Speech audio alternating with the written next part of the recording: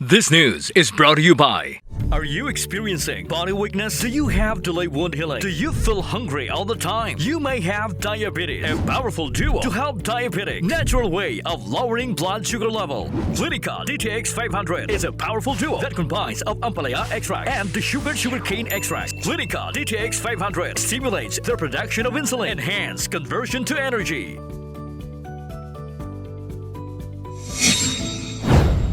Nanginma dinalagon ang ginpatigayon nga multi-agency send-off kag turnover ceremony para sa national and local elections subong nga adlaw. Nagdanga sa 12,000 ka mga police personnel ang i-deploy sang Police Regional Office 6 para sa May 9, 2022 elections. Base sa datos ng PRO 6, 7,132 ang ibutang sa mga voting centers, 774 ang sa Election Monitoring Action Center. Sa mobile security team naman ang may-ara sang 892. Magapabili naman sa PHQ ang 387 ka personnel, kag 40 naman ang City Electoral Board, kag 40 man ang sa Provincial Electoral Board. May pila man ka mga quick response team, reserve force, kay iban pa nga mga law enforcement functions nga magabulig sa pagpabilin sang kalinong kag katawhay sa eleksyon.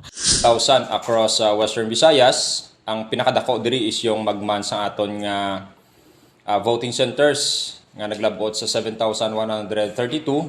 Ang aton nga Election Monitoring Action Center 774, mobile security teams 892.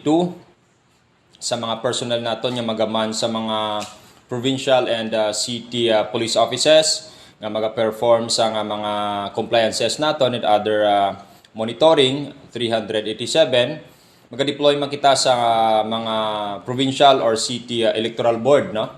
May ara kita 40, nagatotal ng 9,225. Report nagikan sa Campo Delgado. Inisi ka bandarang Alex Escalante. Nagabandara sang matudtod nga serbisyo publiko kag halingawan sa Iloilo. Radyo Bandera.